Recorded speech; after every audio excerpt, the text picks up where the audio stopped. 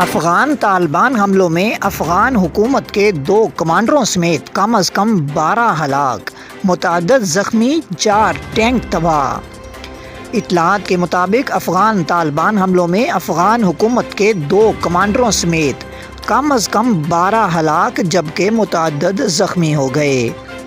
علاوہ ازیں ان حملوں میں افغان حکومت کے 4 ٹینک بھی تباہ ہوئے ہیں۔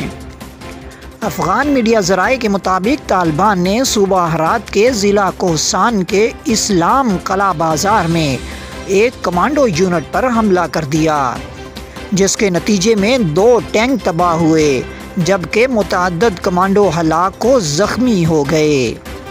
اس سے قبل صوبہ بلخ کے ضلع دولت آباد کے مرکز میں کمانڈو یونٹ پر طالبان کے حملے میں کمانڈر امیر محمد سمیت 7 اہلکار ہلاک جبکہ 3 زخمی ہو گئے۔ اس حملے میں 2 ٹینک بھی تباہ ہونے کی اطلاعات ہیں۔